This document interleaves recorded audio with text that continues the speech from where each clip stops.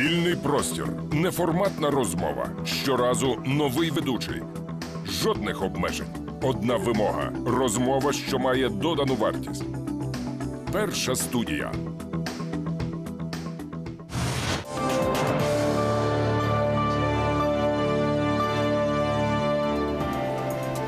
Доброго дня, це перша студія. Мене звуть Ольга Духніч. І сьогодні ми розмовляємо з лідером Кримськотатарського національного руху, депутатом Верховної Ради України, екс-лідером Меджлісу кримськотатарського народу та уповноваженим президента з питань кримськотатарського народу паном Мустафою Джемілєвим. Доброго дня. Доброго дня. Пане Мустафо, ось сьогодні ми з вами, я буду переходити на російську мову. Сегодня мы с вами, к сожалению, на границе печальной годовщины оккупации Крыма. И хотелось бы прежде всего понять, вот за прошедший год, я знаю, что вы очень много ездите, вы очень много встречаетесь с мировыми лидерами, с влиятельными политиками. Вот что за прошедший год удалось сделать для Крыма, для крымско-татарского народа? Мало что, собственно говоря, удалось, и мы делали все, что в наших возможностях. Наша главная задача была обратить внимание мировой общественности, информировать о том, что действительно произошло, потому что российская пропаганда преподносит это дело так, как будто бы там очень жители Крыма захотели, поэтому они не могли удержаться и вот присоединили Крым. На самом деле все было по-другому. И поэтому мы на встречах со всеми государственными деятелями, парламентами, лидерами объясняли эту ситуацию. И для нас важно было, чтобы тема Крыма, тема оккупации не уходила с центра внимания. Чтобы она не была превращена в какой-то замороженный какой-то конфликт, который будет длиться многие годы, типа, скажем, Приднестровья, Карабаха. Вот это главная была наша задача. В определенной мере что-то удалось, но предстоит еще очень сделать многое. А какие самые важные вещи, на которых вы акцентируете внимание мировой общественности, когда говорите о Крыме? Подход разный. Знаете, когда в парламентской ассамблее Совета Европы рассматривают нарушение прав человека оккупационным режимом, то же самое, скажем, на встречах с президентом тоже спрашивают, что мы можем сделать для защиты прав крымских татар. Я везде говорю о том, что, конечно, меры мировой общественности, там, на встречах лидеров, можно, видимо, добиться того, чтобы там меньше нарушалось, скажем, прав людей, меньше людей выкрадывали бы, меньше бы убивали, кого-то можно, наверное, освободить. Но в целом, если решать эту проблему, это единственный там выход — освобождения от оккупации. Потому что перспективы для Крыма в целом, и особенно для крымско-татарского народа, так называемом российском Крыму нет. Люди будут выезжать, наш полуостров, цветущий зеленый полуостров, превратится в гниющий полуостров, потому что уже там сейчас практически экономика резко спала, туризма как такового нет. Это какая-то там военная база, как в советское время, нацеленная ракетами на разные страны. Насколько я знаю, мировые лидеры, в общем-то, понимают, что это очень опасный прецедент вообще для всей такой геополитической ситуации, которая сегодня складывается в мире. Вот насколько для них понимание того, что даже если в Крыму не идет война, не совершаются те трагические события, которые, к сожалению, сейчас происходят на востоке Украины, важно держать Крым в поле зрения, потому что очень часто говорят о том, что есть риск отставить проблему Крыма как не такую актуальную. Вот насколько в мире, в Европе, в Соединенных Штатах Америки помнят о Крыме, знают, говорят об этом, о необходимости? В прошлом году произошло грубое нарушение вообще всего мирового порядка, международных соглашений. Обязательство самой страны, этой, которая называется Россия. Нарушение базовых принципов, начиная там от Хельсинских соглашений 1974 года о нерушимости государственных границ, Будапештский меморандум 1994 года, Большой договор о дружбе, сотрудничестве и партнерстве между Украиной и Россией 1997 года, где четко говорилось об уважении странами суверенитета и территориальной целостности. И вдруг происходит вот такой международный бандитизм. По праву сильного, пользуясь слабым положением нашим, именно в тот момент, когда Янукович бежал, а еще не сформировалось руководство у нас, эти оккупируют нашу страну. Опасен этот прецедент вообще для мирового сообщества. Если так, по праву сильного, каждое государство будет по-своему там, я сильнее, поэтому я отхвачу твою территорию, то, во-первых, не будет уже уважения к международным договорам. И тут еще очень важный аспект, ведь мы же в 1994 году отказались от ядерного оружия, поскольку нам великие страны, ядерные страны, Британия, Соединенные Штаты и Россия, они гарантировали нашу безопасность и территориальную целостность. Я с абсолютной уверенностью могу сказать, что если бы мы не отказались бы от ядерного статуса, а у нас было более 1000 боеголовок, то какая бы она ни была бы сильная Россия по отношению к нам, ну, скажем, военное превосходство, по крайней мере, на момент оккупации где-то было 30 с лишним раз в России, то даже в такой ситуации она бы не осмелилась, потому что достаточно одного ядерного удара, и ущерб будет колоссальный. А теперь уже к такого рода договорам о нераспространении не будет, потому что любая страна может сказать, мы видели, как вы гарантировали безопасность и территориальную целостность Украины. Поэтому, когда мы говорим, да, конечно, для нас это очень важно, для крымских татар жизненно важно освобождение Крыма, но это важно и для мирового сообщества, для самих западных стран тоже. Насколько есть это понимание, потому что где-то буквально в апреле месяце прошлого года, когда мы разговаривали с известным историком, американским Тимоти Снайдером, то он говорил о том, что в принципе есть опасность того, что крымскую тему могут заболтать. Тогда, правда, еще не было востока Украины, да, у нас не было еще тогда войны. Вот насколько сегодня мировые лидеры понимают, что Крым – это важный прецедент, даже если нет войны? Есть это понимание? Ну, по-разному. Есть, конечно, люди, которые среди депутатов встречаются. Я не говорю о проплаченных, которые там получают от России, то же самое в Европарламенте, или, скажем, президент Чехии Земан, который выиграл выборы благодаря поддержке Москвы. Я говорю про просто таких нормальных людей, которые, скажем, рассуждают примерно так. Ну что, Крым, да, конечно, нехорошо, но не будем же из-за этого Крыма там осложнять. Есть там вот эти эмбарго, вот эти санкции, они оборачиваются многомиллиардными ущербами для западных стран. Прагматично, но недальновидно. Тот же самый пример, знаете, когда в 1938 году решили, ну, отдадим Судеты Гитлеру, да. не воевать же из-за этого, а получили Вторую мировую войну. Вот сейчас, я, кстати говоря, с Меркель на эту тему тоже говорил. Я говорю, не собираетесь там второй Мюнхен там насчет Крыма? Правда, она заверила, что нет никогда, и Крым никогда не будет признаваться. Но одно дело просто не признавать оккупацию.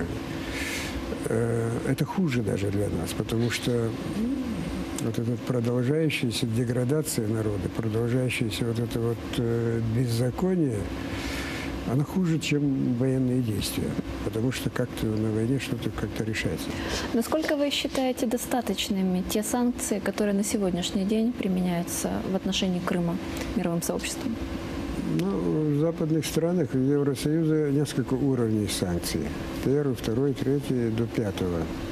Пятый уровень – это уже там очень суровый, вплоть до там военной блокады, все такое. Мы бы хотели, конечно, чтобы до последнего уровня, потому что здесь вопрос очень серьезный. Но западные страны исходят из того, что, ну, тоже они подсчитывают, какой ущерб оно будет для своей экономики, и потом все время как бы предупреждают, что у нас в запасе есть второй еще вариант, третий вариант. Но в конечном счете это оборачивается тем, что кризис продлевается. Поэтому вот на всех этих встречах мы и говорим, что вот эти санкции должны быть более жесткими, и чтобы это быстрее было. Ну, я вам скажу, вот, скажем, в 1979 году, когда Советский Союз оккупировал Афганистан, тоже были наложены санкции, и нам пришлось ждать 10 с лишним лет, пока распадется Советский Союз. И вот когда в штаб-квартире НАТО мы об этом говорили, о санкциях, о мерах, которые могут быть приняты, я у них тоже спрашивал, я говорю, что нам больше 10 лет ждать, пока решится вопрос об освобождении оккупированных территорий. Они, правда, тогда заверили, что сказали, нет, нынче это будет разворачиваться быстрее. Правда, они согласились с тем, что санкции действуют медленно, но они сказали, что это уверенно. Поэтому результат обязательно будет положительный. Насколько я понимаю, мы сами не проявляем похожего поведения. Вот очень много стоит на переезде фур, повторяю вопрос, с украинскими продуктами, и Украина сама тем самым каким-то образом поставляет. Ну, я вам так скажу, что где-то на 80% электроэнергия поступает из материковой части Украины. 80 с лишним процентов воды тоже с материковой части. Продукты, сейчас, если обратите внимание, там огромные многокилометровые очереди провозят продукты на территорию Крыма. И что самое интересное, значительная часть этих продуктов остается не в Крыму. Их потом перебрасывают в другие Краснодарский край приезжают. Через Керченский пролив, Краснодарский край, потому что там цены еще выше. Вот эти лицемерные заявления о том, что вот там, дескать, наши граждане, нельзя их оставлять без хлеба, без продуктов, это сущая ерунда, ложь. Просто элементарно люди зарабатывают, ничего не думают ни о жителях, ни о суверенитете Украины. Я на эту тему пытался выяснять, 2000 с чем-то каких-то фирм там задействованы в этом деле. И заработки очень большие, даже после того, как они огромные взятки платят и украинской стороне, и российской стороне, в том числе в гривнах им дают. Говорили, что с каждой фуры они заработали где-то 8-9 тысяч долларов. Более того, я не буду сейчас называть фамилию, человек приезжает с той границы, говорит, вот привез начальству 200 тысяч долларов, а мне говорят, это мало, придется, дескать, тебя увольнять. То есть такой клубок, что здесь очень много таких покровителей вот этого незаконного бизнеса. Я бы еще понимал, если бы государство что-то получало, какую-то прибыль от этого, для поддержания экономики. Да ничего подобного. Это грязные деньги, которые зарабатываются за счет спекуляции нашего национального суверенитета. Обращали вы на это внимание прокуратуры, других государственных органов на происходящее? Много раз делал заявление в прессе, но дня 4-5 назад мы с президентом этот вопрос обсуждали, и он дал поручение. Я ему сказал, я говорю, как это так? Евросоюз налагает санкции, что поскольку это оккупированная территория, никакой торговли не должно быть, а мы же, которые настаивают на том, чтобы это были санкции, сами нарушаем. Какое должно быть тогда к нам уважение? И он при мне, президент, он уже не может контролировать все, он вполне мог и не знать об этом. И он при мне дал поручение выяснить, как это там обстоят дела, и принять соответствующие меры. Но при этом мы знаем также, что люди не могут свободно передвигаться сейчас из вот Крыма в этом вопросе, и в Крым. мне кажется, они совсем правильно сделали. Вообще у нас наблюдается такое, принимается решение, а мы не участвуем в нем. Мне люди, которые больше всего знают ситуацию в Крыму и больше всех заинтересованы в том, чтобы там все правильно делалось, будь то заседание РНБО по Крыму, мы не присутствуем. Или там, скажем, создали отделение прокуратуры, крымское отделение прокуратуры, там, сказали, где-то 72 человека работают. Ни одного крымского татарина там нет. Все ребята с Донецка, с Луганска, их пристроили на работу просто. Там этому прокурору говорят, что там сделано по поводу беззакония в отношении АТР. Вот спрашивают, а что это такое АТР? Вот человек, совершенно не знающий Крыма, и вот он возглавляет, просто пристроился на работу. То же самое отделение по службе безопасности по Крыму, отделение МВД. То есть такой вот координации нет. И вот то, что вы затронули вопрос передвижения. там резко ограничена возможность выезда и въезда. Да, причем это как бы вот для людей, которые, наверное, им важно попадать и Так чувствовать вот себя в именно, безопасности. так заезжают в основном граждане, которые не хотят терять с материковой Украины, граждане Украины, у них самосознание украинское. И вот эти меры созданы как раз препятствием для них. Для тех сепаратистов, они не будут выезжать сюда. Да. Ну, правда, есть соображение того, что, может быть, там будут проходить нежелательные люди с украинскими паспортами. Это тоже, в общем-то, факт. Это такие завзятые эти сепаратисты, в том числе российская агентура, у них тоже есть украинские паспорта, они могут проходить. Но это надо решать по-другому, не такими методами. Ну, к сожалению, вот делается то, что делается.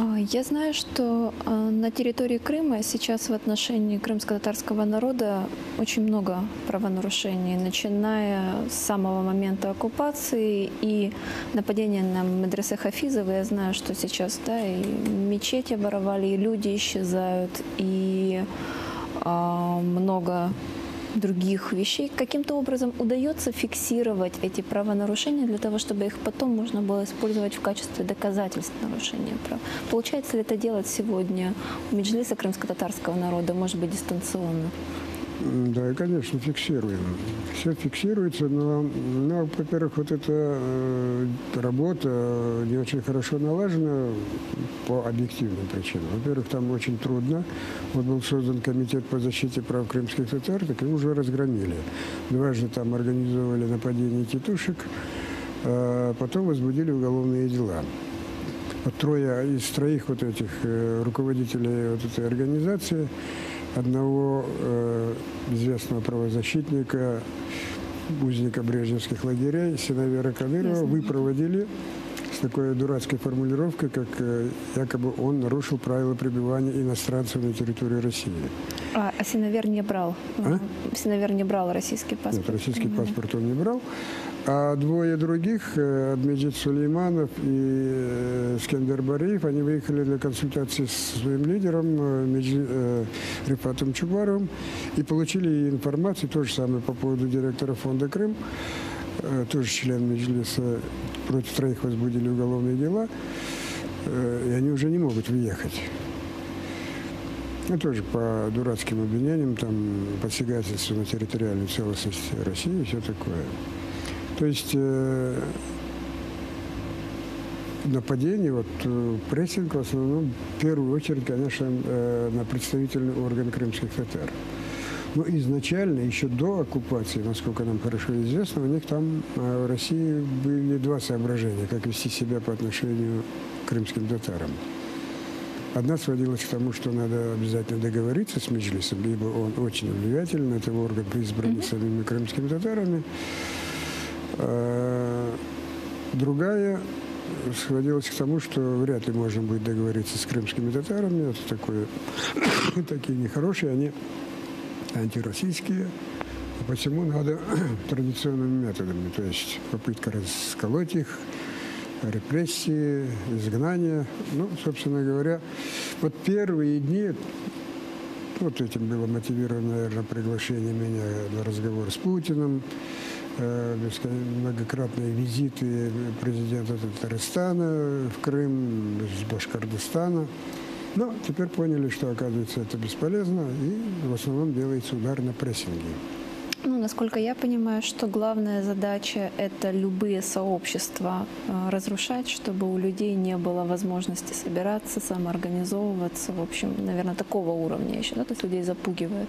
Правильно ли я понимаю эту ситуацию? Ну, в общем-то, это методы мало чем отличаются у них от советских. И у нас это тоже был мы это вопрос. уже, как говорится, проходили, поэтому вот такими наскоками, арестами, там, изгнаниями они ничего не добьются. И я хотела вот как раз спросить, потому что народ находился в депортации несколько десятилетий в Узбекистане, в других союзных республиках, в которые они были депортированы. Вот этот опыт сохранения своей идентичности, народа, культуры, насколько он остался в памяти, насколько сейчас люди могут там, в Крыму, в этих условиях возродить опыт сохранения народа? Вот я понимаю, что это... Конечно, стараются делать все возможное. Вот эти ансамбли, там, факультеты крымско-татарского языка, они существуют, канал крымско-татарский, АТР, правда, теперь уже они не могут вести там такие смелые передачи, как раньше. Они подвергаются жесткой цензуре. Если что-то не так, кто-то там выразился, сразу идут там предупреждения, угрозы.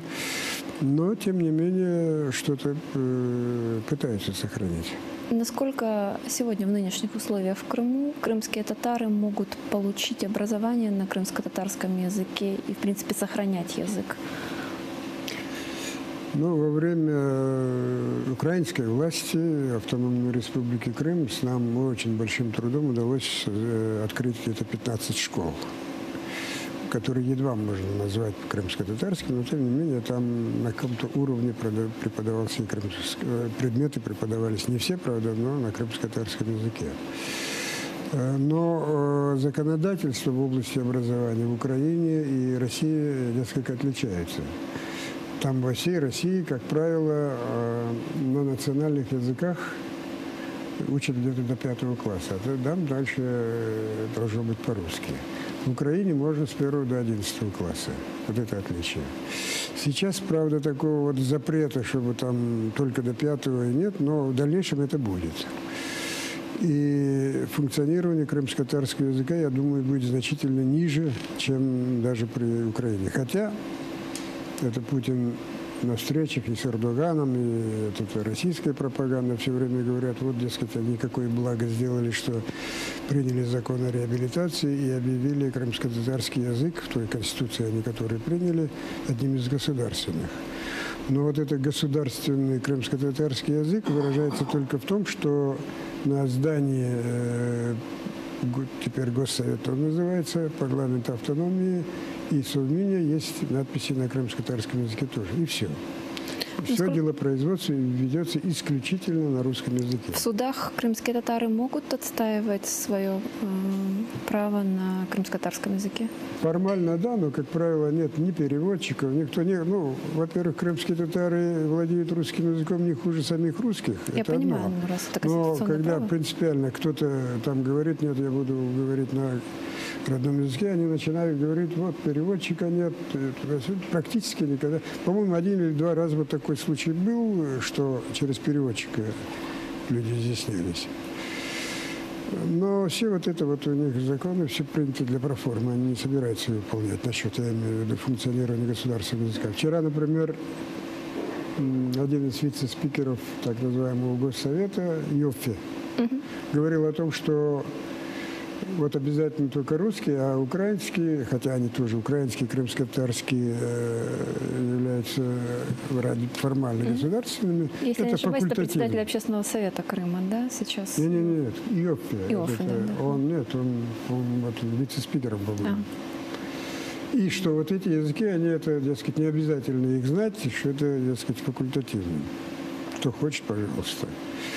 Но в других, скажем, многоязычных странах там считалось, что, например, при принятии на государственную службу там обязательно должны знать все функционирующие официальные языки.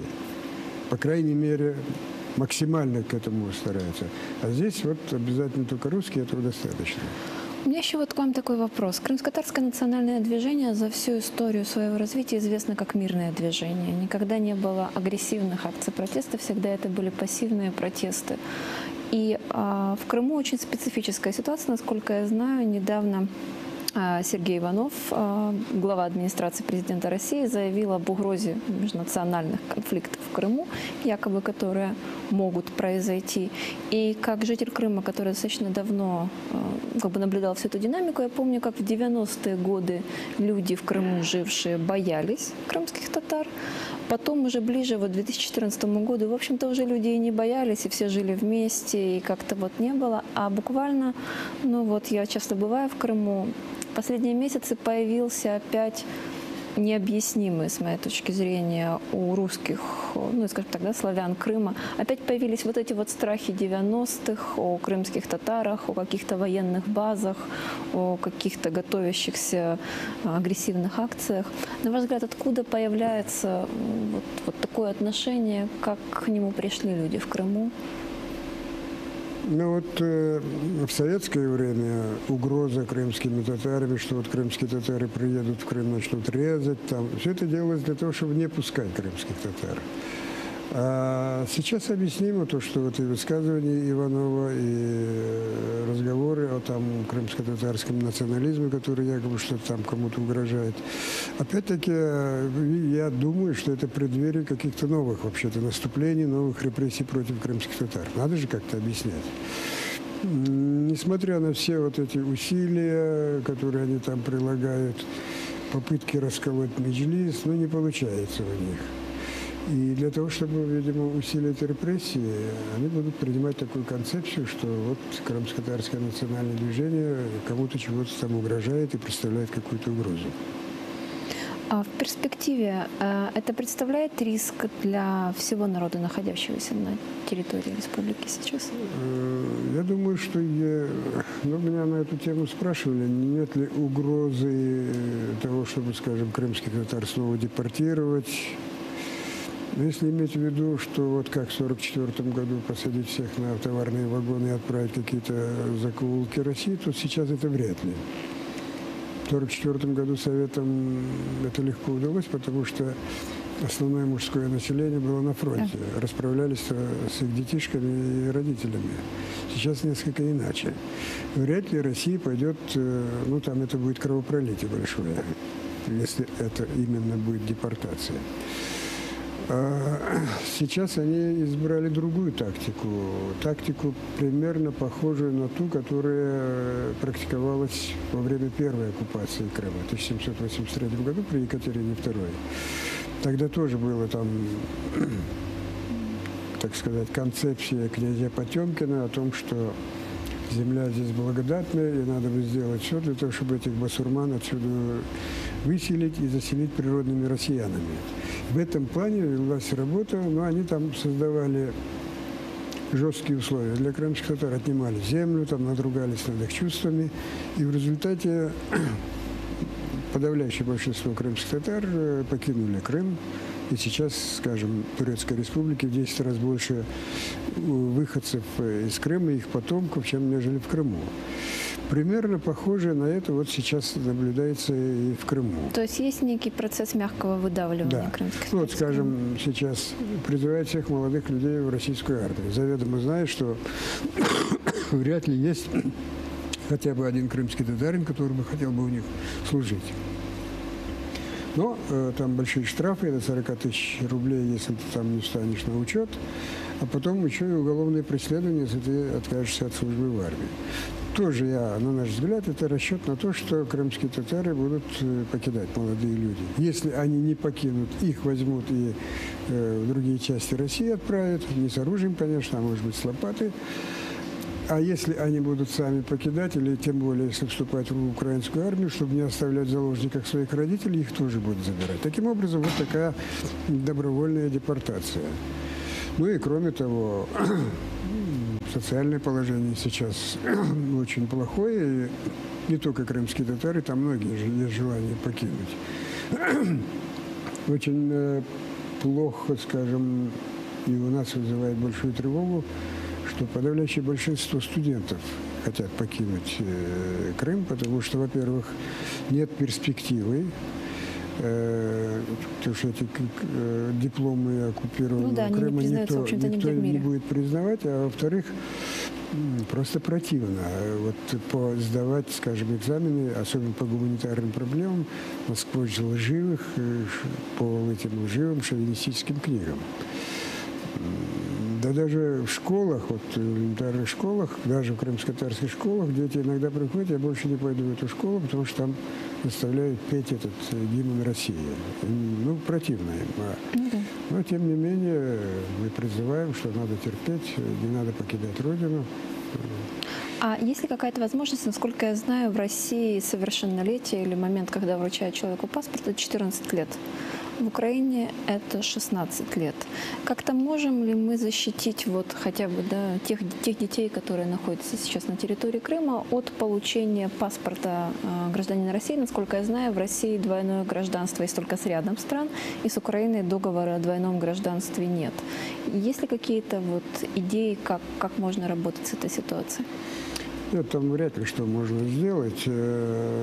Там не только нет двойного гражданства, там, по-моему, даже сейчас законопроект, я не знаю, приняли или нет, даже уголовное наказание за сокрытие второго гражданства. Единственное, что сделали, вот в законе, который был принят, человек, вынужденно получивший российский паспорт, выехав на материковую часть, может обратиться и восстановить свой украинский паспорт. Там многие люди, а там, если не получают российского паспорта, просто невозможно жить. Да, я работать. хотела вот как раз объяснить, потому что очень часто люди не понимают, да, вот на материковой Украине, почему крымские татары не переезжают на материковую Украину, почему они берут русские паспорта. И очень часто российская пропаганда использует, и экспертные круги в России используют то, что крымские татары остаются в Крыму, и то, что они берут русские паспорта, чтобы жить там, как такую вот, да, лояльность крымско-татарского народа к происходящему. Вот я бы хотела, чтобы вы опровергли или показали, как на самом деле, почему это происходит именно так. Ну вот, когда Крым был оккупирован, у них было такое положение, что до 18 апреля 2014 года люди должны определиться, они сохраняют за собой украинское гражданство или же получают российский паспорт. То есть они должны были написать заявление о том, что они сохраняют украинское гражданство. Но там были два таких, ну, оно состоит, собственно, из двух пунктов. Первое. Подающий заявление. В этом заявлении говорит, что он признает, что отныне Крым является составной частью Российской Федерации, присоединившейся к России на основе какого-то договора. То есть оккупации, аннексии нет речи.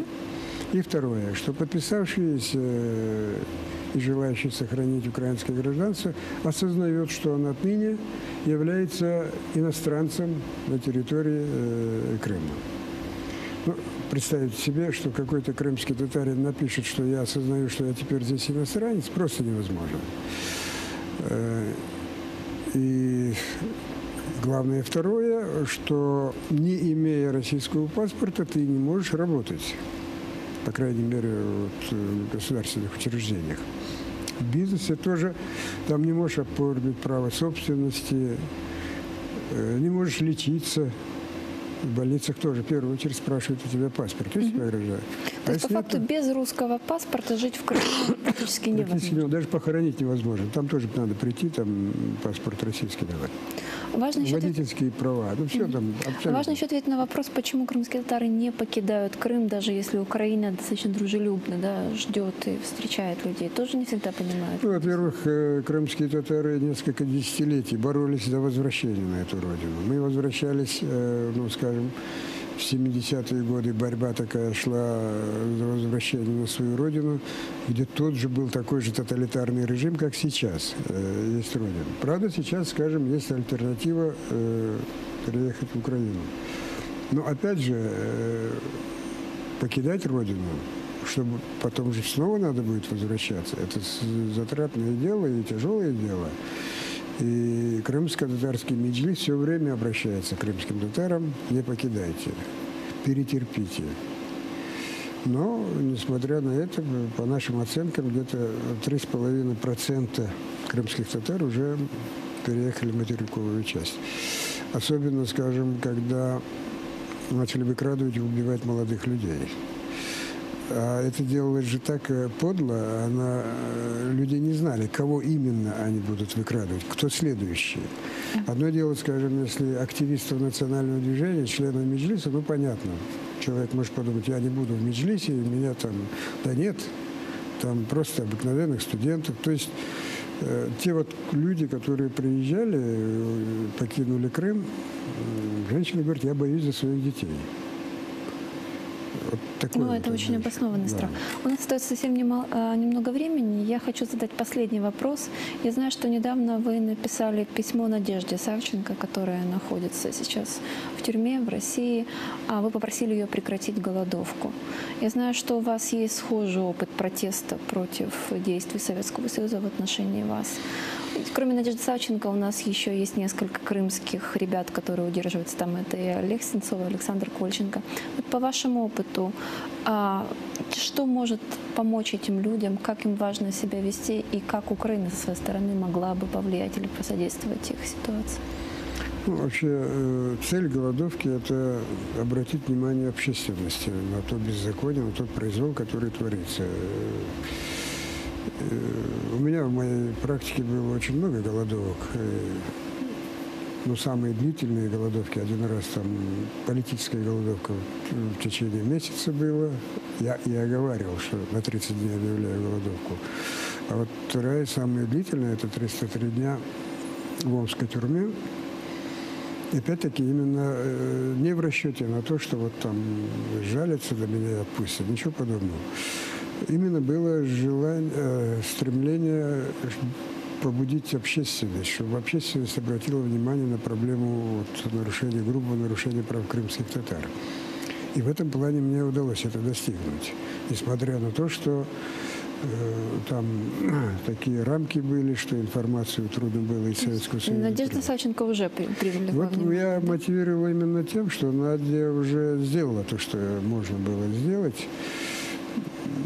И вообще практика вот этих длительных голодовок, она, знаете, разная. Вот, скажем, как раз через 5 дней, пятилетие со дня смерти, смерти кубинского правозащитника Орландо, Сантоса Орландо, он в коммунистической Кубе объявлял голодовку, он на 85-й день погиб. После него Фернандес объявил голодовку, тот держал 132 дня, но добился. Но там применялось принудительное кормление. На ваш взгляд, что сегодня может Украина сделать, каким-то образом может повлиять на положение людей, оказавшихся? Ну и Украина и так Заключенные. делает, что все возможное, но просто это государство такое, что... Ну вот я вчера получил письмо от Нади Савченко, но она говорит, вы же 303 дня держали, а я всего вон сколько. Вы благодаря тому своей голодовке, вы так продвинули вопрос возвращения своего народа на свою родину. Я тоже, как украинка, хочу что-то сделать для своего народа, чтобы Украина была свободной и демократической. Тут мало что остается делать. Конечно. Кстати говоря, сегодня, по-моему, Войнович написал очень хорошее письмо президенту. Он говорит, смерть этой молодой девушки, конечно, не уменьшит, наверное, число вашего электората. Но после этого как вы будете появляться за рубежом? Вы представляете, какими пахнущими предметами на вас будут кидать? И так уже престижа как такого у России не осталось. Вы еще дальше делаете это. Поэтому отпустите по-хорошему лучше эту девочку. Ну, Россия есть, она вот такая страна. Мы очень надеемся, что, по крайней мере, в этом вопросе мы можем найти знаете, вот какую-то сейчас опасения, вот в советских тюрьмах там принудительная голодовка, она через шланг вливали К сожалению, питательную у жидкость. нас вже закінчується время. Спасибо вам большое. Це була перша студія, і ми сьогодні розмовляли з паном Мустафою Джемілєвим, представником президента і уповноваженим президента з питань кримськотатарського народу. Дякуємо вам. Побачимося.